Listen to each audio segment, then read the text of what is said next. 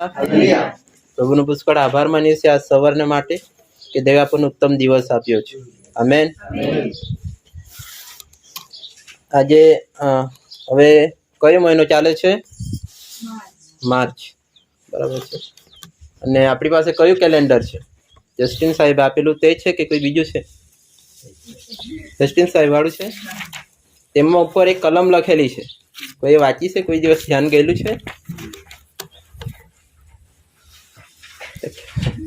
Calendar ઉપર એક કલમ લખેલી છે. બરાબર છે.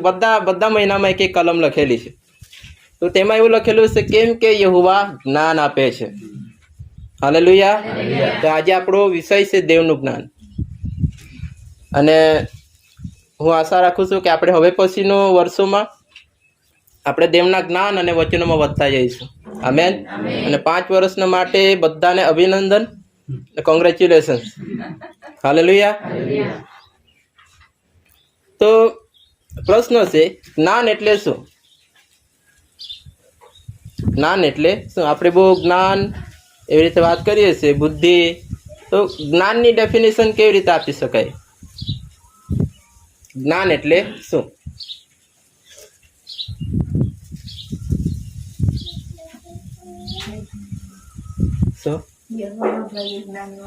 ઓકે, યહોવાનો ભય એ જ્ઞાનનો આરંભ છે.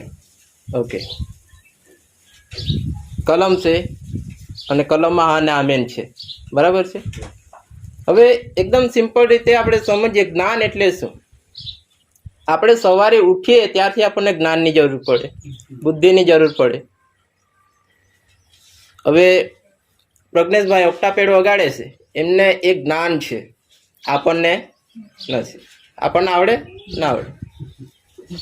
સમેલભાઈ કીબોર્ડ વગાડે છે, આપણને ના આવડે. સંજયભાઈ વેલ્ડિંગનું કામ કરે છે, આપણને ના આવડે. એમ જોઈએ તો આમ દબાવવાનું છે ને પેલો પ્રજ્ઞેશભાઈ ઠોકે છે, એમાં મોટું સાયન્સ શું છે એમ આપણને લાગે, પણ આપણને ના આવડે. દાખલા તરીકે હું બાળપણથી જોતો આવતો હતો કે મમ્મી રોટલી બનાવે છે અને સરસ રોટલી બનાવે છે. અને હું રોજ જોતો હતો કે મમ્મી પાણી રેડે ને લોટ બાંધે, થોડુંક પાણી પાછું રેડે ને પાછું લોટ બાંધે. મને વિચાર આવ્યો કે એક વારી પાણી રેડી તો શું વાંધો. એટલે મેં એક દિવસ કીધું મમ્મી તમે રહેવા દો, હું બાંધું છું. અને મેં પાણી રેડ્યું અને લોટ બરોબર મસ્ત બગડી ગયો અને એની રોટલી બની નહીં. સામાન્ય વસ્તુમાં આપણને જ્ઞાન અને બુદ્ધિની જરૂર પડે છે. કાલે સાંજે રજા હતી મારી, શનિવારે નાઇટમાં રજા રહી. એટલે મને એવું થયું કે પત્નીએ કીધું કે રોટલી બનાવવા લાગુ. તો ઓકે, રજા છે રોટલી બનાવીએ. અને લોટ તો મને આવડી ગયેલો છે બાંધતા, કેમ કે અનુભવથી માણસ શીખી જાય છે. અને પત્નીએ કીધું કે રોટલી પટલી ના વણશો, કેમ કે એ પછી કઠણ થઈ જશે અને તમને સવારે ચવાશે નહીં. અને મેં માન્યું નહીં ને બરોબર પટલી સરસ વીણી ને સવારે કડક થઈ ગઈ. એટલે આ બહેનોમાં જે રોટલી બનાવવાની જે કારીગરી હોય છે એ પણ કારીગરી છે, એ બધાને આવડતી નથી. એટલે આપણું જ્ઞાન એનો મતલબ છે જાણકારી, માહિતી. બરાબર છે. પણ જ્ઞાન, પ્રભુ ઈસુએ એવું કીધું કે જ્ઞાન પોતાના સર્વ કૃત્યોથી યથાર્થ ઠરે છે. એનો મતલબ શું? કે આપણી પાસે જ્ઞાન હોય એ જરૂરી નથી, પણ એ કૃત્યમાં શું કરે છે એ પણ જરૂરી છે. યોહાન અને પ્રભુ ઈસુ સંબંધી લોકો એવી વાતો કરતા હતા કે યોહાન ખાતો પીતો નહીં આવ્યો હતો, એ દ્રાક્ષ રસ નહીં ખાતો હતો અને એવી બધી કોઈ પણ જાતની અયોગ્ય વસ્તુ એમ લાગતી હોય તે સમયમાં યહૂદીઓને એવી કોઈ પણ વસ્તુ લેતો નહીં હતો. તો તેને શું કહેતા હતા લોકો? કે એને ભૂત વળગેલું છે. શું કહેતા હતા? એને ભૂત વળગેલું છે. અને પ્રભુ ઈસુ ખાતો પીતો આવ્યો હતો, તે દ્રાક્ષ રસ પીતા હતા અને માંસ ને મચ્છી ખાતા હતા. બરાબર છે. અને પ્રભુ ઈસુને લોકો શું કહેતા હતા? ખાવરો અને દારૂબાજ. તો આ બે માનવો કરવું શું? ના ખાઈએ તો પણ માણસોને પ્રોબ્લેમ છે અને ખાઈએ તો પણ પ્રોબ્લેમ છે. એટલે માણસો, આપણી પાસે ગમે તેવું જ્ઞાન હોય પણ તે લોકોની બુદ્ધિ ને જ્ઞાન પ્રમાણે તે આપણો ન્યાય કરે છે. સમજાય છે વાત? એટલા માટે પ્રભુ ઈસુએ કીધું કે જ્ઞાન પોતાના કૃત્યોથી યથાર્થ મનાય છે. હાલેલુયા. અને પરમેશ્વરનું, પ્રભુ ઈસુનું જ્ઞાન આપણે જોઈ શકીએ છીએ કે તેમણે રાજ્યની સુવાર્તા પ્રગટ કરી, તેમણે માંદાઓને બચાવ્યા, સાજા કર્યા, તેમણે ઉપદેશ કર્યો. એ એમનું જ્ઞાન હતું જે કૃત્યમાં પ્રગટ થયું. હાલેલુયા. એટલે જ્ઞાન એટલે માહિતી અને જાણકારી, અને તે કૃત્યમાં પ્રગટ થાય છે ત્યારે તે જ્ઞાન સાબિત થાય છે. હવે જરૂરી એ છે કે આપણું જ્ઞાન એ સત્ય પર આધારિત હોય. બરાબર છે? આપણું જ્ઞાન એ સત્ય પર આધારિત હોય. અને કોઈ માણસ મારા સંબંધી એમ સાક્ષી આપી જાય કે મેં ફિલિપભાઈને સિગરેટ ફૂંકતો જોયો હતો, તો તમે શું કહેશો? અમે આંખે જોઈશું ને ત્યાં સુધી માનીશું નહીં, કેમ કે એ તો વિશ્વાસી છે, એ તો ખ્રિસ્તી છે, એ સિગરેટ પીતો નથી. બરાબર છે? પણ તમે તમારી આંખોએ જોશો ત્યારે માની જશો કે હા સિગરેટ પી છે. બરાબર છે? હવે જ્યારે સંજયભાઈ, મને શરૂઆતમાં ખબર પડી કે સંજયભાઈ એ વેલ્ડિંગનું કામ કરે છે, પછી મેં હજુ કૃત્યમાં એમનું કામ જોયું હતું નહીં. અને એક દિવસે હું આ ચર્ચમાં આવ્યો, સન્ડે હતું, અને ત્યારે પછી આ શેડ જોયો. મને ખબર નહીં કે આ સંજયભાઈએ બનાવ્યો. સંજયભાઈ કીધું અમે જાતે બનાવ્યો છે. મને વિશ્વાસ ના આવ્યો, આટલું સરસ સંજયભાઈ બનાવી દીધું. જ્ઞાન એ કૃત્યમાં પ્રગટ થયું.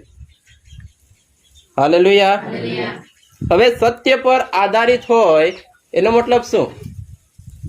કે એ આંખે દેખાઈ ગયું છે. ઘણા વિશ્વાસીઓ થયા, ઘણા ખ્રિસ્તીઓ થયા, એ જ્ઞાન કૃત્યમાં પ્રગટ થયું. સુવાર્તા એ કૃત્યમાં પ્રગટ થઈ ગઈ કે માણસોને સુવાર્તા મળી અને તેઓ વિશ્વાસી થયા. હાલેલુયા. હવે કે બુદ્ધિસ્ટ મોંક હતો. તમને ખબર, બુદ્ધિસ્ટ મોંક એટલે બહુ ડિસિપ્લિનથી જીવવાવાળા માણસ હોય. એ બહુ તપ અને એ રીતે મેડિટેશન એ લોકો કરતા હોય, મનન કરતા હોય. તો એક મોંક મનન કરતો હતો, મેડિટેશન કરતો હતો. તેને તે સમયે એક મચ્છર આવીને કરડી ગયું. કરડી ગયું મતલબ મચ્છર તો મસ્ત બેઠું હતું અને મોંકને મચ્છર કરડતું છે એવું લાગ્યું, એટલે મારી નાખ્યું, મચ્છરને મારી નાખ્યું. એટલે પહેલાને વિચાર આવ્યો કે મેં એક જીવને મારી નાખ્યું, મેં તો બહુ મોટી ભૂલ કરી. એટલે તેણે શું કે હવે આ મચ્છરને માર્યું, મેં તો ભૂલ કરી છે, એટલે હવે મને કંઈ ને કંઈ તો શિક્ષા થવી જ જોઈએ. એટલે એક નદી કિનારે જઈને બેસી ગયો અને બરોબર મચ્છર તેને કરડ્યા. મચ્છરનો સ્વભાવ છે એ તો કરડવાનું જ છે. એનો મતલબ એ નથી કે આપણે મચ્છરોની પાસે જઈને કરડાવીએ.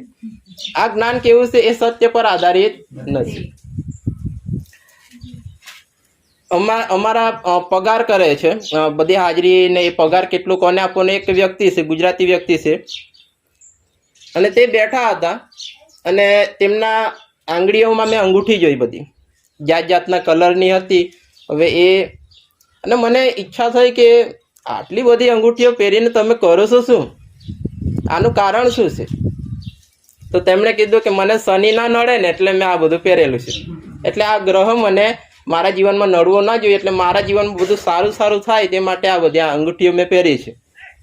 મેં કીધું કે આપણા પૃથ્વી કરતાં કેટલા મોટા ગ્રહો છે ને આ આંગળી જે તમે આમ તેમ ફરવો છો તેનાથી આખો ગ્રહ આ શું થવાનું છે? આ છે ખરું? આ લોજિક છે કઈ તમારી વાતમાં?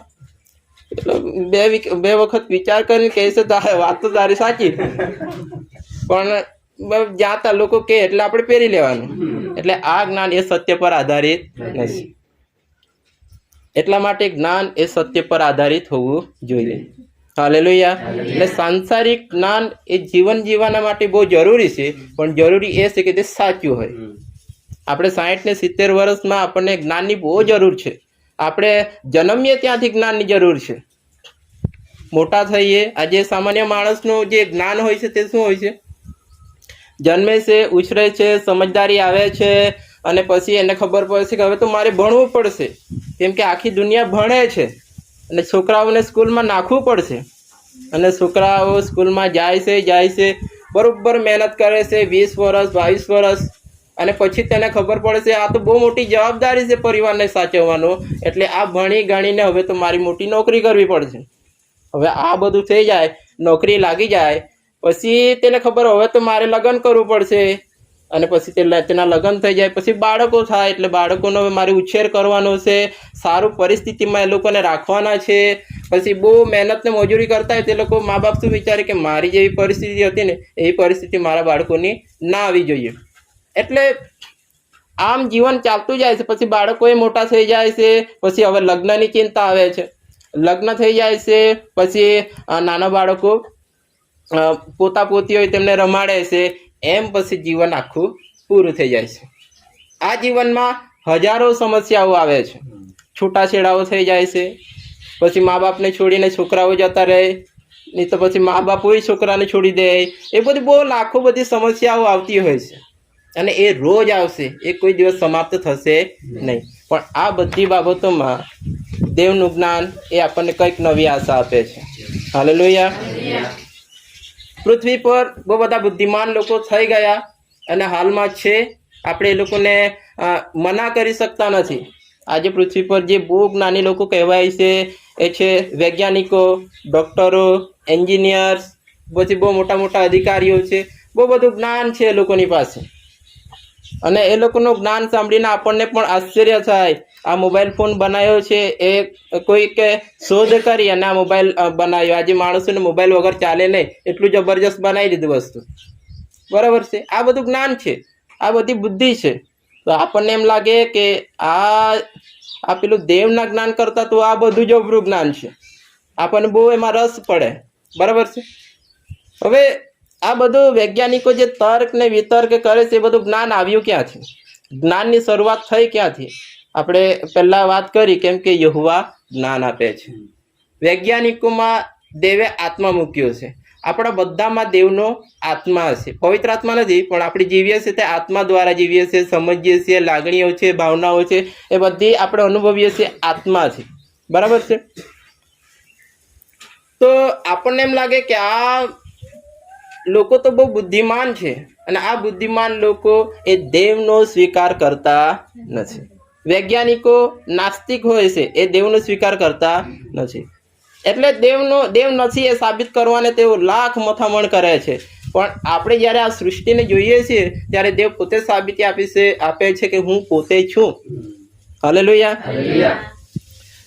ચાર્લ્સ ડાર્વિન એક વૈજ્ઞાનિક છે. તે એવી સાબિતી આપે છે કે માણસ એ વાંદરામાંથી વિકસિત થઈને બન્યો છે. બરાબર છે. એવું તમે ભણતર ગણતર બધે આવશે જ. એક અમીબા નામનો એક જીવિત સેલ્સ હતો, તે વિકસિત થઈને હજારો કરોડો વર્ષો પછી એ પોતાના વાતાવરણમાં એ મળી જવાના માટે, જીવતો રહેવાના માટે એ પછી ફાઇનલી એક માણસ બન્યો. એવી રીતે. તો પ્રશ્ન એ છે કે પેલો જીવિત સેલ આવ્યો ક્યાંથી? અમીબા નામનો સેલ આવ્યો ક્યાંથી? એને પણ કોઈએ બનાવ્યો ખરો ને? એ આવ્યો ક્યાંથી? એ વૈજ્ઞાનિકો પાસે કંઈ એનો જવાબ નથી. એટલે જે તર્ક કરે છે એ ફક્ત અનુમાન કરે છે. કદાચ આવું થયું હશે, કદાચ બ્રહ્માંડ આ રીતે બન્યો હશે, કદાચ માણસ આ રીતે બન્યો હશે. પણ દેવ આપણને સ્પષ્ટ જ્ઞાન આપે છે. આપણને કોઈ પણ રીતે ભ્રમણામાં નાખતા નથી. આપણે જાણીએ છીએ કે આખી પૃથ્વી કેટલા દિવસમાં બની? 6 દિવસમાં. હાલેલુયા. આપણને ઘર બાંધતા વાર લાગે, પણ પૃથ્વી બનતા વાર લાગી નહીં. એ દેવનું જ્ઞાન છે.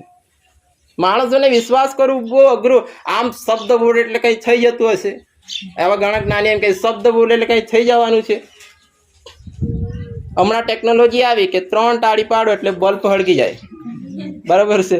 આ માણસોનું જ્ઞાન છે. તો આ દેવ બોલે તો ના થાય. પછી એમ કે સ્વર્ગમાં, એ બધું કાલ્પનિક કહાની છે. આ બાઇબલમાં આપણે બહુ વિશ્વાસ કરવાનો નહીં, કેમ કે લખેલું સ્વર્ગમાંથી પ્રભુ વાત કરે ને અહીંયા માણસો સાંભળે. આવું વળી થતું હશે? આપણે અહીંથી ફોન લગાવીએ ને અમેરિકામાં વાત કરીએ એ શક્ય છે, પણ સ્વર્ગમાંથી અહીંયા વાત કરીએ એ શક્ય નથી. પ્રભુ ઈસુ ને આ બાઇબલ એ વૈજ્ઞાનિકોને હરાવી દે છે દરેક બાબતમાં. હાલેલુયા. હવે એક આઇઝેક ન્યૂટન નામનો એક વૈજ્ઞાનિક છે. તેણે શોધ કરી. શું શોધ કરી?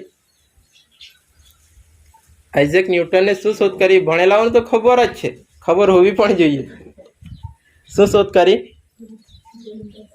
શું? ઓકે, ગુરુત્વાકર્ષણ બળ, ગ્રેવિટીની શોધ કરી. હાલેલુયા. હવે તે ગાર્ડનમાં બેઠા હતા અને ઉપરથી પેલું સફરજન પડ્યું. તો આ પડ્યું નીચે જ કેમ પડ્યું? ઉપર કેમ નહીં ગયું? અને ત્યારે તેણે શોધ કરી ગુરુત્વાકર્ષણ બળ નામની પણ કંઈક છે કે આ પૃથ્વી પર તે કામ કરેલું છે. અને આ આઇઝેક ન્યૂટનને એ શોધ કરી, તેનાથી આપણે આજે ગાડી ચલાવીએ છીએ, 4 વ્હીલ ચલાવીએ છીએ, આપણે પોતે ચાલી શકીએ છીએ. જો ગુરુત્વાકર્ષણ બળ નહીં હોય તો આપણે હવામાં ઉડી રહેતે. આપણે નીચે જમીન પર છે એ શક્ય થતું નહીં હતું. આ એક શોધ કરી પણ એ ગુરુત્વાકર્ષણ બળને બનાવ્યું કોણે? દેવ. આજે માણસો જે ઓલરેડી બનાવેલી વસ્તુઓ છે તેનું નિરીક્ષણ અને પરીક્ષણ કરે છે કે આ કેમક શક્ય છે. આજે દરિયાની જે વસ્તુઓ છે ને હજુ પૂરી રીતે માણસો શોધી નથી શક્યા કે દરિયામાં શું શું છે. પૃથ્વીમાં જીવન બનાવ્યું, દેવે એક પૃથ્વી બનાવી અને લોકો અવકાશમાં જોઈ છે કે બીજી જગ્યાએ જીવન છે કે નહીં. એ શક્ય નથી. ખાલી માણસો નિરીક્ષણ કરે છે કે આ ઝાડ છે, હવે ઝાડ આ કેવી રીતે વૃદ્ધિ પામે છે, કેવી રીતે બને છે. પછી માણસ મરી જાય પછી પોસ્ટમોર્ટમ કરીને જોઈએ કે અંદર શું શું છે, અંદર આંતરડા કેવી રીતે કામ કરે છે, મગજ કેવી રીતે કામ કરે છે. આ ઓલરેડી બધું દેવે બનાવી દીધું છે અને માણસ તેનું નિરીક્ષણ કરે છે. તો સૌથી જ્ઞાની કોણ થયું? દેવ થયું. હાલેલુયા. એટલા માટે દેવ એ વિજ્ઞાનને હરાવે છે, કેમ કે સૌથી જ્ઞાની એ દેવ છે. પ્રભુનું મન કોણે જાણ્યું છે? આપણે પણ દેવને એટલું જ જાણી શકીએ જેટલું દેવ તે માણસોને જણાવે છે. તેના કરતાં વધારે જાણી શકતા નથી. હવે આ આઇઝેક ન્યૂટન હતો, તે ખ્રિસ્તી હતો કે એ તો મને નહીં ખબર, પણ તે એટલું માનતા હતા કે પરમેશ્વર છે. પણ તેનો એક મિત્ર હતો, તે નહીં માને, તે પણ વૈજ્ઞાનિક, તે નહીં માને કે પરમેશ્વર જેવી વસ્તુ છે નથી. આ શું પરમેશ્વર પરમેશ્વર કરો છો? પછી તેણે આઇઝેક ન્યૂટને એક નમૂનો બનાવ્યો, આપણું સૌરમંડળનો એક નમૂનો બનાવ્યો. એક સૂરજ બનાવ્યો, પછી તેની આજુબાજુ મસ્ત જેમ ગ્રહો છે તેવી રીતે ગ્રહો બનાવ્યા. સોમ, મંગળ, બુધ, ગુરુ, શનિ, શુક્ર, બધું માર્સ ને બધું બનાવ્યું, સરસ બનાવ્યું અને ક્રેન્ક કરીને લટકાવ્યું અને પછી ગોળ ગોળ ગોળ ગોળ ફરવ્યું. પછી તેનો મિત્ર આવ્યો અને તે આખો નમૂનો જોયો આપણો સૌરમંડળનો, ત્યાં નમૂનો સરસ બનાવ્યો. પછી પેલા ન્યૂટનને આઇઝેક ન્યૂટનને પૂછે કે આ કોણે બનાવ્યું? તો પેલા ન્યૂટને જવાબ આપ્યો, કોઈએ નહીં. શું કીધું? કોઈએ નહીં, આ જાતે જ બની ગયું છે. પછી પેલો મિત્ર એને પૂછે આ શક્ય કેવી રીતે છે? આ જાતે વળી બની શકે? આ કોઈએ તો બનાવ્યો હશે ને? તો પેલા ન્યૂટને જવાબ આપ્યો કે આ મેં બનાવ્યો છે, એવી રીતે તું કહે છે કે બ્રહ્માંડ જાતે બની ગયો છે, એ શક્ય નથી. એને પણ કોઈને કોઈ બનાવનારો છે, કંઈ જાતે બની જતો નથી. હાલેલુયા. એટલે વૈજ્ઞાનિકો જે બિગ બેંગ થિયોરી, મોટા ધમાકાની જે થિયોરી આપે છે એ ફક્ત અનુમાન છે. તે શું કહે છે કે એક નાનકડું ધૂળનું કણ હતું, તે બહુ જ ગરમ હતું અને વાતાવરણના પ્રેશરના લીધે મોટો ધડાકો થયો અને હજારો કરોડો વર્ષોથી એ ધૂળ ચોટીને મોટા મોટા ગ્રહો થઈ ગયા અને એ અમીબા નામનો જીવ આવી ગયો. એમ જીવનની શરૂઆત થઈ ગઈ. ડાયરેક્ટ જ બધું જાતનું મૂકે અને પછી એ ભણાવવા પણ લાગી જાય લોકો. એમાં કોઈ સત્યતા નથી. હાલેલુયા. એટલે બાઇબલ એ વિજ્ઞાનનો વિરોધ નથી કરતી, પણ વિજ્ઞાનને પોતાની વાતોમાં હરાવે છે, કેમ કે મોટામાં મોટું વિજ્ઞાન એ બાઇબલ છે. ઓકે, આપણે વાંચીએ 1 કોરિન્થી તેનો 1 અધ્યાય 19, 20 ને 21મી કલમ.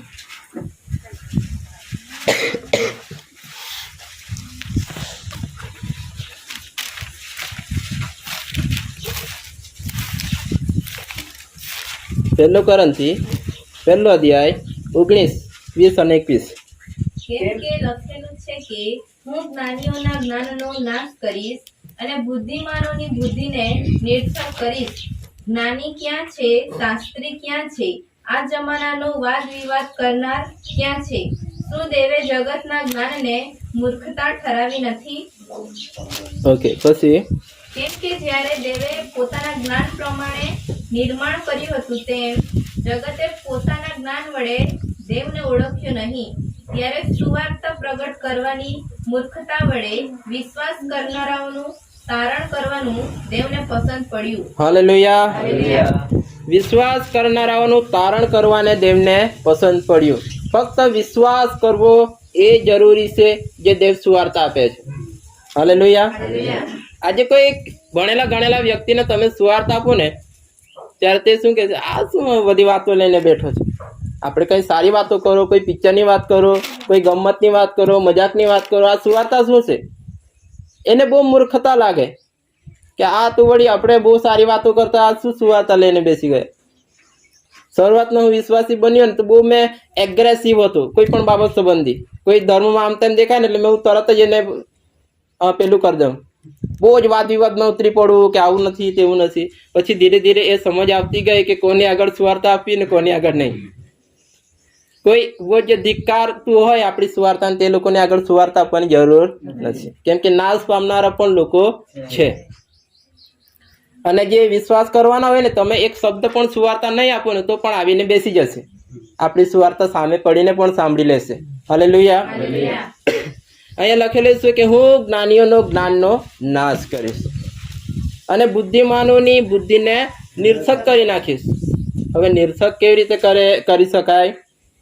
દાખલા તરીકે ગ્રેવિટી છે, શોધ કરી, પણ પેલા રવિવારે સમીલભાઈએ કીધું બહુ સરસ કે ગ્રેવિટીને પ્રભુ ઈસુ હરાવે છે. કેવી રીતે? કેમ કે તે પાણી પર ચાલે છે. પાણી પર ચલાય ના ચલાય, પણ જેણે ગ્રેવિટી બનાવી તે ચાલી શકે. એટલે આ બુદ્ધિમાનોની જે બુદ્ધિ છે ને એ દેવ નિરર્થક કરી નાખે. કોઈ પવન અને તુફાનને કોઈ દિવસ શાંત પાડી શકતું નથી, પણ પ્રભુ ઈસુએ પવન અને તુફાન અને વાવાઝોડાને શાંત પાડ્યા છે. હાલેલુયા. એટલા માટે દેવે આ જગતને કેવું ઠરાવ્યું છે? આ જગતના જ્ઞાનને મૂર્ખતા ઠરાવી છે. હાલેલુયા. જે વિશ્વાસ કરે તે તારણ પામે, તેના નામમાંથી જીવન પામે.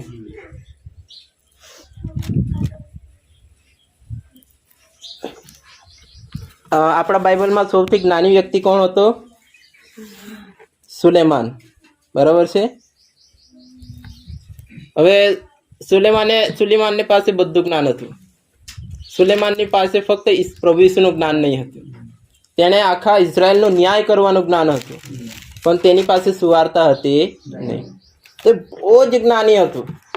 લખેલું છે કે તેનું મન સમુદ્રના જેમ રેતી હોય છે ને તેમ તેનું મન વિશાળ હતું.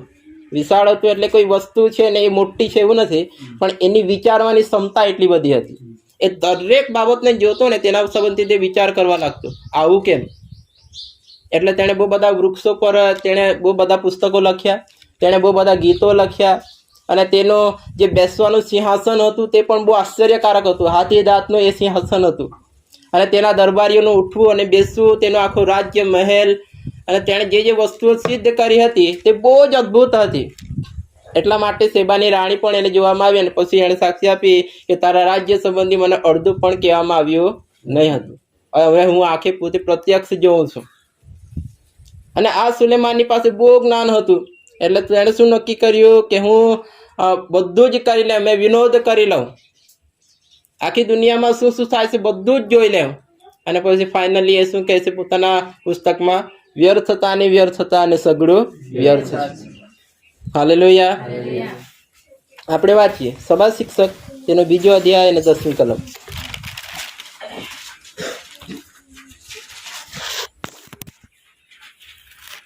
વળી જે કંઈ મારી નજરમાં પ્રાપ્ત કરવા જેવું લાગ્યું તેથી હું પાછો હટ્યો નહીં. મેં મારા મનને કોઈ પણ આનંદથી રોક્યું નહીં, કેમ કે મારી સર્વ મહેનતનું ફળ જોઈને મારું મન આનંદ પામ્યું, અને મારી સર્વ મહેનતનું ફળ મને એ મળ્યું. ઓકે. હાલેલુયા. શું કહે છે કે મારા મનને કોઈ પણ આનંદથી મેં રોક્યું નહીં. દરેકમાં મને જે આનંદ લાગ્યો તે મેં બધું જ કર્યું. અને પછી હવે દાખલા તરીકે પરિશ્રમનું મહેનતનું ફળ તેને મળ્યું, અને હવે આપણે દાખલા તરીકે કોઈ નવી વસ્તુ વસાવીએ, નવી ગાડી લઈએ તો આપણને આનંદ થાય. બરાબર છે. પછી આનંદ થાય, અને એક વ્યક્તિએ નવી ગાડી લીધી. એમ તો બધા જ એવું જ કરે છે, હું પણ એવું કરતો હતો. નવી ગાડી લીધી ને શરૂઆતમાં 2-3 મહિના બરોબર ધોય, બરાબર સાફ કરે, અને થોડીક પછી 5-6 મહિના પછી જો ને પછી ગાડી ધૂળ ખાતી હોય, પછી એને એટલું બધું વેલ્યુ રહેતું નથી. શરૂઆતમાં જે વસ્તુ આપણને મળે છે તેનાથી આનંદ થાય છે, પછી તે આનંદ રહેતો નથી. બહુ જ મોંઘી ગાડી લાવું, ઓડી ગાડી લાવું, BMW લાવું, ફેરારી લાવું, કોઈ પણ લાવું, અને બહુ આનંદ થાય કે હવે તો બજારમાં જઈશ ને મારું જબરો વોટ પડશે, બધા જોશે. પછી ટ્રાફિકમાં જઈએ ને કોઈ સ્ક્રેચ મારી જાય તો કેટલું દુઃખ થાય. એટલે આ પણ એક વ્યવસ્થા છે. હાલેલુયા. જ્ઞાની હોવાનું બધાને ગમે છે. જ્ઞાન સાથે માન પણ આવે છે, જ્ઞાન સાથે અભિમાન પણ આવે છે. એ બહુ જરૂરી છે. જ્યારે બાઇબલ કોલેજ અમે ભણાવતા હતા ત્યારે મારું હતું બાઇબલ ઓવરવ્યુ. બરાબર છે. તો એક આશીષભાઈ કરીને એક ત્યાં આવતા હતા. તેમણે મને એવું પૂછ્યું કે તારી પાસે આટલું બધું કેમક, તું આટલું બધું કેવી રીતે જાણે છે? તો મેં એને એવું નહીં કીધું કે એ પરમેશ્વરની કૃપા છે, પણ મેં એવું કીધું કે મેં 5, 6, 7 વાર બાઇબલ વાંચ્યું ને એટલે. પછી એક સમય પછી એ મારું બધું જ્ઞાન મેં ભૂલી ગયું. મને 50%, 40% જ યાદ રહ્યું જેટલું મેં વાંચ્યું હતું. એટલે આ જ્ઞાન આપણા મગજમાં હંમેશા પણ રહી શકતું નથી. પણ આ સુલેમાન શું કહે છે કે મારું જ્ઞાન મારામાં કાયમ રહ્યું.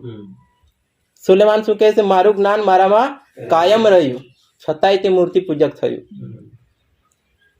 હવે જ્ઞાની થવું બધાને ગમે છે, મને પણ ગમે છે. કોઈ પણ વ્યક્તિને જ્ઞાની થવું કોને ના ગમતું હોય? જ્ઞાની હોઈએ તો આપણે દુનિયા જીતી લઈએ. આ એક જ્ઞાની પુરુષ હતો, તેનું નામ ચાણક્ય, બરાબર. બહુ જબરો જ્ઞાની વ્યક્તિ હતો. તેણે આખા રાજ્યોને હરાવી દીધા પોતાની બુદ્ધિથી. હવે આ સુલેમાન જ્ઞાન સંબંધી એક બહુ જબરજસ્ત વાત કહે છે, અને જ્યારે મેં વાંચી તો મને પણ બહુ નવાઈ લાગી. પછી મને એવું ઈચ્છે બહુ જ્ઞાની થવામાં બહુ ફાયદો નથી. આપણે વાંચીએ બીજો અધ્યાય 16 ને 17મી કલમમાં. બીજો અધ્યાય 16 ને 17. મૂર્ખના કરતા જ્ઞાનીનું સ્મરણ વધારે રહેતું નથી, ને જે હાલમાં છે તેઓ સર્વ ભવિષ્યકાળમાં વિચારી પડશે. મૂર્ખની પેઠે જ જ્ઞાન પણ મળે છે. તેથી મને જિંદગી પર ધિક્કાર ઉપજ્યો, કેમ કે પૃથ્વી ઉપર જે કામ કરવામાં આવે છે તે તમને દુઃખદાયક લાગ્યું. માટે સગળું વ્યર્થ તથા પોરમાં બાચકા ભરવા જેવું છે. ઓકે, હવે જ્ઞાની થવું એ પણ વ્યર્થતા છે. કેમ કે જેમ એક મૂર્ખ મરી જશે તેવી રીતે હું પણ મરી જઈશ, જ્ઞાની પણ મરી જશે. જ્ઞાની કઈ વધારે જીવશે એવું છે નથી, એટલે એ પણ વ્યર્થતા છે. હાલેલુયા. તો હવે બધા વાતનો નિચોડ શું થયો? બહુ જ્ઞાની હોઈએ, વૈજ્ઞાનિકો હોઈએ, એન્જિનિયર હોઈએ, પેલું દુબઈમાં જાઓ ને પેલું બુર્જ ખલીફા તમે જોવ ને, ઓહો આપણું તો પેલી નજર ના પહોંચે, આટલી જબરજસ્ત બુદ્ધિશાળી. પણ તે બુર્જ ખલીફા એક દિવસે નાશ થઈ જશે. એ બુર્જ ખલીફાને બનાવનારા એન્જિનિયર પણ મરી જશે, એ પણ સદા જીવતા રહેવાના નથી. ડોક્ટર છે, ડોક્ટરથી થોડીક ભૂલ થઈ જાય ને, બહુ અઘરું ઓપરેશન હતું એટલે બચ્યો નહીં, પણ પેલું કહે છે બહુ જબરી બીમારી હશે. માણસ એ બચવું કે ના બચવું એ ડૉક્ટરના હાથમાં હોતું નથી. ડૉક્ટર પાસે જ્ઞાન છે, ડૉક્ટરને આપણી બધી કોશિકાઓ એ જાણે છે, બધા સેલ્સ જાણે છે, પણ માણસનું બચવું કે ના બચવું એ તેમના હાથમાં છે. એટલા માટે ડૉક્ટર પણ એક સમય શું કહે છે, આપકો દવા કી નહીં આપકો દુવા કી જરૂરત છે. એટલે ફાઇનલી એ દેવને જ જાય કહેવા સારું કે પ્રભુ તમે સાજા કરો. એટલે આ પૃથ્વી પરનું સાંસારિક જ્ઞાન આ સંસારમાં જીવવાને જરૂરી છે, પણ સગળું એ નથી. હાલેલુયા. આપણને કઈ વિશેષની જરૂર છે, આપણને હજુ કંઈક વધારે સારા બાબતની જરૂર છે. તો હવે આપણે કયા જ્ઞાન પાછળ ભાગવું જોઈએ? એ છે દેવનું જ્ઞાન. હાલેલુયા. સાંસારિક જ્ઞાન હોય કે ના હોય એમાં કોઈ જાતની કોઈ તકલીફ નથી. થોડુંક આસાન, થોડુંક સહેલું આપણને સાંસારિક જ્ઞાન બનાવી શકે છે, પણ સગળું એ નથી. આપણા બાળકો નોકરી કરતા થાય કે ના થાય, આપણા બાળકો જીવનમાં સક્સેસફુલ થાય કે ન થાય, પણ દેવનું જ્ઞાન જો મેળવી લીધું હોય તો એ સક્સેસફુલ છે. હાલેલુયા. જીવન જીવવાના માટે જ્ઞાન બહુ જરૂરી છે. શરૂઆતમાં હું વહેલા હું બેંકમાં ગયો, મને બેંકનો ઓટલો ચડવામાં બહુ બીક લાગે, કેમ કે ત્યાં બધા અધિકારીઓ બેઠેલા હોય, જરાક કંઈ ભૂલ થઈ જાય અને આપણને ટોકી દે. તો હું શરૂઆતમાં ગઈ, બધાની વાતો સાંભળી, અધિકારીઓ બહુ ખતરનાક હોય, ભૂલ ના થાય, આમ તેમ ના થવું જોઈએ, પૈસાની બાબત છે. એટલે હું ગયો એટલે મને જુવાન જોઈને બધા દાદા દાદીઓ હતા ને તે બધા આવ્યા ને, દીકરા મને ફોર્મ ભરી આપું ને. મેં કીધું હું વાંચીને ભરી તો જઈશ, પણ મને આવડતું નથી, આના સંબંધી મને કોઈ જ્ઞાન નથી. અને મેં ભરી દીધું. પછી પેલા કાગળ આપવા જાય ને મારા ધબકારા છૂટે, પેલું કે કહીને તો સારું, કેમ કે એ બહુ અઘરી બાબત, પૈસાની બાબત.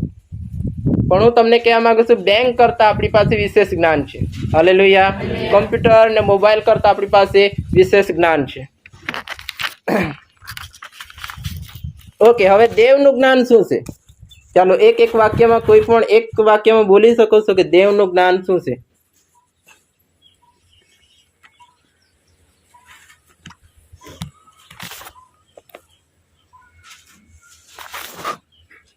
શું છે દેવનું જ્ઞાન?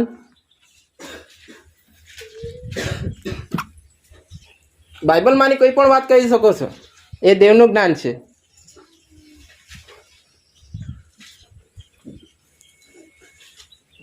ઓકે, ચાલો આપણે સહેલું કરી દઈએ. દેવે શબ્દોથી આકાશ અને પૃથ્વીને ઉત્પન્ન કર્યા, એ દેવનું જ્ઞાન છે.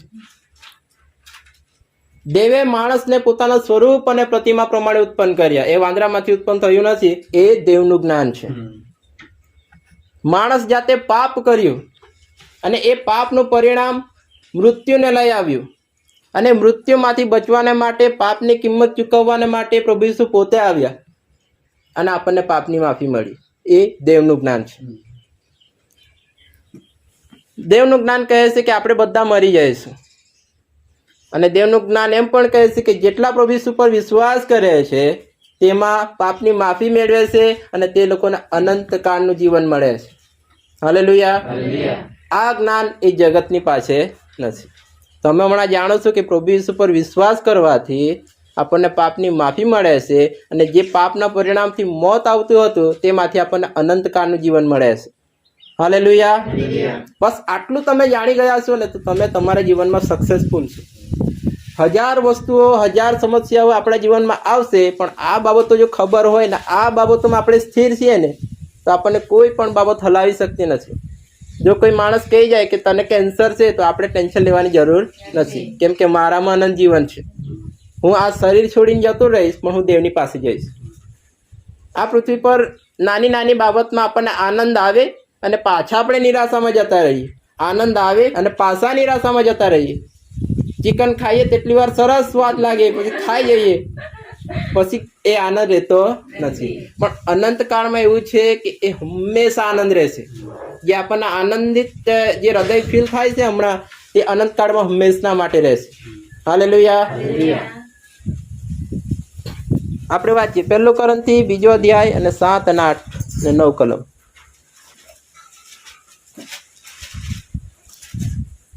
2 અધ્યાય 7, 8 અને 9. પણ દેવનું જ્ઞાન એટલે જે ગુપ્ત રખાયેલું જ્ઞાન અનાદિકાળથી દેવે આપણા મહિમાને સારું નિર્માણ કર્યું હતું, તેની વાત અમે મર્મમાં ભૂલીએ છીએ.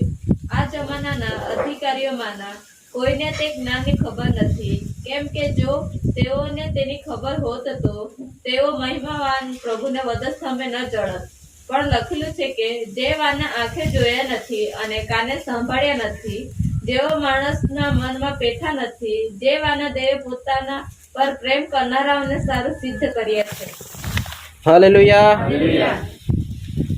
લખેલું છે કે જે વાના આંખે જોયા નથી અને જે કાને સાંભળ્યા નથી, જેઓ માણસના મનમાં પેઠા નથી, એવાના દેવે પોતાના પર પ્રેમ રાખનારાઓને સારું સિદ્ધ કર્યા છે. ઉપરમાં લખેલું છે કે આ જમાનાના અધિકારીઓને કોઈને તે જ્ઞાનની ખબર નથી. આપણને છે, આપણને છે. હાલેલુયા. પછી લખેલું જો તેઓને તેની ખબર હોત તો તેઓ મહિમાવાન પ્રભુને વધસ્તંભે જડત નહીં. હવે શાસ્ત્રીઓને, ફરીસીઓને ખબર પડી જશે કે આ દેવનો દીકરો છે, આણે આકાશ જગતની સૃષ્ટિ કરી છે, આણે આખા જગતને બનાવ્યો છે, આ દેવનો દીકરો છે, તો વધસ્તંભે જડત નહીં જડત. આપણે જાણીએ છીએ કે પ્રભુ ઈસુ દેવનો દીકરો છે, તેનામાં અનંત જીવન છે. એ જ્ઞાન અદ્ભુત છે. આપણે હમણાં વિચારી પણ નથી શકતા તેવું તે અનંત જીવન છે. અનંત જીવન આ જીવનની તુલનામાં ફક્ત માત્ર ટપકા સમાન પણ નથી. હાલેલુયા. અનંત જીવન એટલે ચાલ્યા જ કરશે, આપણે મરી જઈશું નહીં. આનંદ અને આનંદ જ રહેશે, કોઈ મરણ થનાર નથી. હાલેલુયા. હવે દેવ આપણને એક વિશેષ કૃપાદાન આપે છે, અને તે વિશ્વાસ કરનારાઓને આપે છે. જેઓએ પાપની માફી મેળવી લીધી છે, બાપ્તિસ્મા લઈ લીધું છે, તે દરેકને દેવ પવિત્ર આત્મા આપે છે. શું આપે છે? એટલે પોતે દેવ આપણામાં આવીને રહે છે, અને તે આપણને બધું શીખવે છે. આપણને જીવનમાં કેવી રીતે ચાલવું એ દેવનો આત્મા આપણને શીખવે છે. કોની સાથે શું વાત કરવી દેવનો આત્મા આપણને શીખવે છે.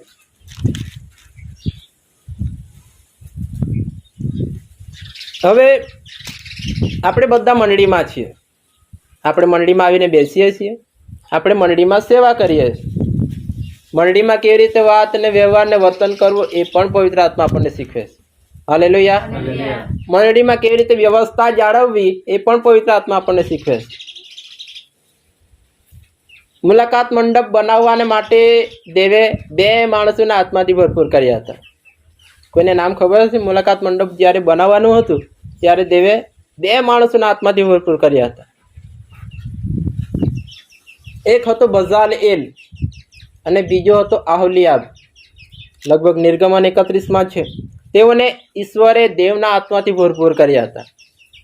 કરાર કોષ કેવી રીતે બનાવવો, ઉપરનું દયાસન કેવી રીતે બનાવવું, મેજ કેવી રીતે બનાવવી, દીપ વૃક્ષ કેવી રીતે બનાવવું, યજ્ઞવેદી કેવી રીતે બનાવવી, હોમવેદી કેવી રીતે બનાવવી, યાજકોના પવિત્ર વસ્ત્રો કેવી રીતે બનાવવા, અભિષેકનું તેલ કેવી રીતે બનાવવું, સુગંધીદાર ધૂપ કેવી રીતે બનાવવું, એ સગળા નમૂના બનાવવાની બાબતમાં દેવે તેઓને બુદ્ધિથી અને કળા કૌશલ્યની બાબતમાં તેઓને આત્માથી ભરપૂર કર્યા હતા.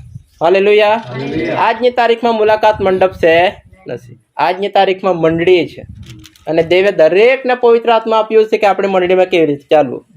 હાલેલુયા. હવે માની લો કે આપણા બધા પાસે પવિત્ર આત્મા છે. હવે તમને ખબર પડી જાય કે કોને સ્વાર્થ આપી ને કોને નહીં, કોણ દેવની વાત સ્વીકારશે અને કોણ નહીં. આપણી તો ઈચ્છા છે કે આપણે બધાને સ્વાર્થ આપીએ, આપણી તો ઈચ્છા છે કે આપણે બધાને આ સાચું જ્ઞાન આપીએ, પણ બધા એવું શક્ય બની શકતું નથી. ઓકે, એને સાબિત કરવાના માટે એક કલમ હું તમને બતાવીશ. આપણે વાંચીએ માથી તેનો 2 અધ્યાય અને 14.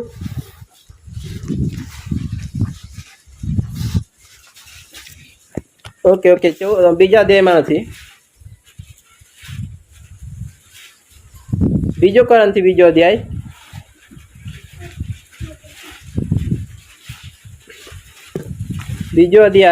1 કોરિન્થી 2 અધ્યાય 14, 15 અને 16. પણ દેવ જે સદા અમને ખ્રિસ્તની વિજય કૃતિમાં દોરી ના 2 અધ્યાય. સાંસારિક માણસ દેવના આત્માની વાતોનો સ્વીકાર કરતું નથી, કેમ કે તે વાતો તેને મૂર્ખતા જેવી લાગે છે અને તેઓ આધ્યાત્મિક રીતે સમજાય છે, માટે તે તેમને સમજી શકતું નથી. બસ. હવે આ બાબતો જે આત્માની બાબતો છે તે કેવી રીતે સમજાય છે? આત્માથી, આધ્યાત્મિક રીતે સમજાય છે. હાલેલુયા. એટલા માટે આ સાંસારિક જે વ્યક્તિઓ હોય છે ને એ લોકોને આપણી વાતો કેવી લાગે? મૂર્ખતા જેવી. આ તો શું વાત કરે છે, તું તો આ પૃથ્વી પર જીવતો જ નહીં એવું લાગતું, તો અનંતકાળની વાતો કરે, ડાયરેક્ટ સ્વર્ગની વાતો કરે, આપણને એવું કહે સાંસારિક વ્યક્તિઓ. પછી 15મી કલમ. પણ જે જન આધ્યાત્મિક છે તે સર્વને પારખે છે, પણ પોતે કોઈથી પરખાતો નથી. હાલેલુયા. તે સર્વને પારખે છે પણ પોતે કોઈથી પરખાતો નથી. તો એમ જ આપણે ચૂપચાપ બેસી રહીએ, કશું બોલીએ ને આપણને બધી ખબર હોય, આપણે બોલીએ ને તો પેલાને આપણે પારખે ખરું આપણને? પેલો સામેવાળો એક શબ્દ બોલે આપણે આખું તેને પારખી જઈએ કે આ કેવો વ્યક્તિ છે. સાચી વાત છે કે નહીં? પછી બહુ અદ્ભુત બાબત છે 16મી કલમ.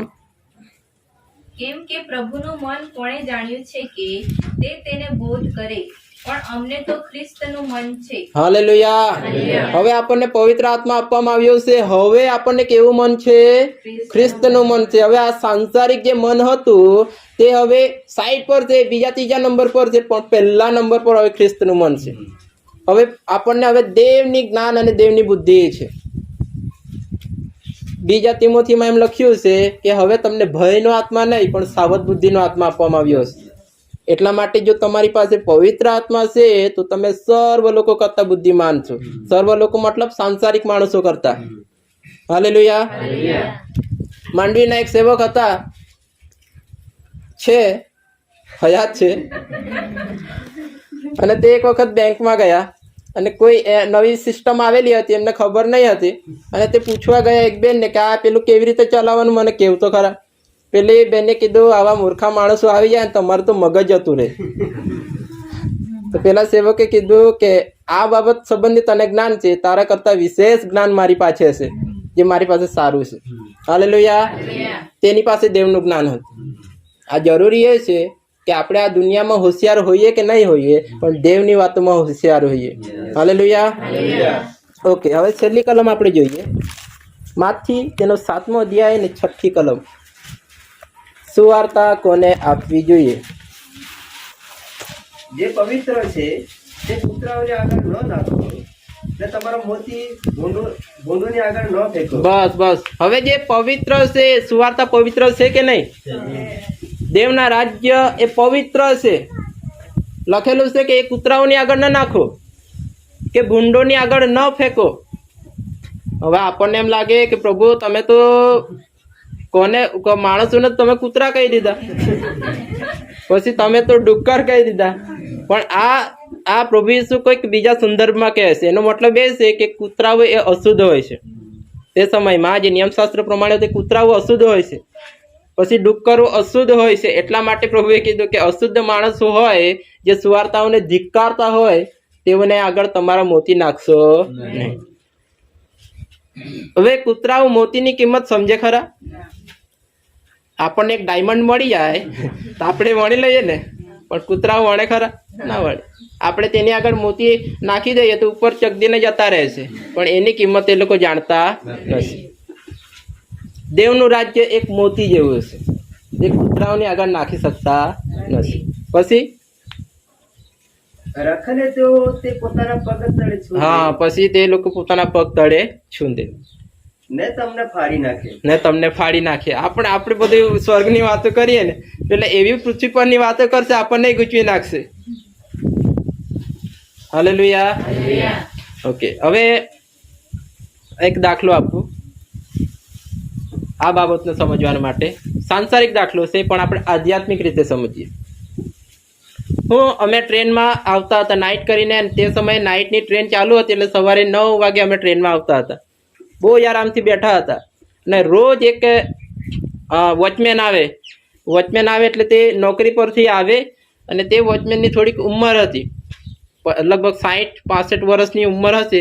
પણ એ વોચમેન એટલા બધા મજાકિયા, એટલા બધા ગાળો બોલે જાતનું, અને બધા બરોબર હશે, જુવાની બરોબર હશે.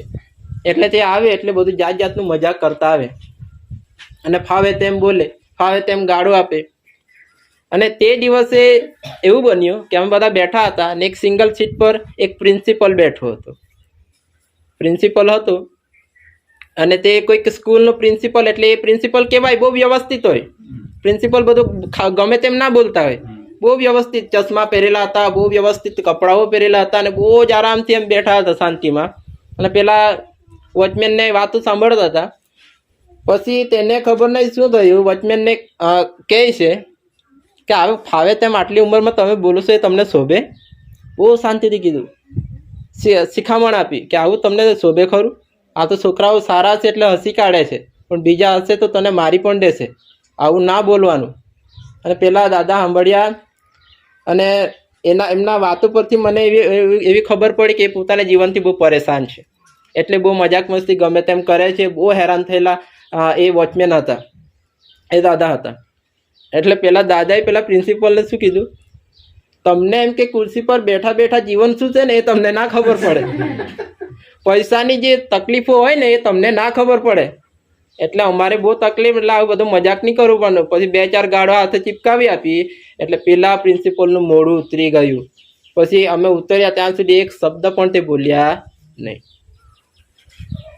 હવે એમાં પ્રિન્સિપલની શું ભૂલ છે?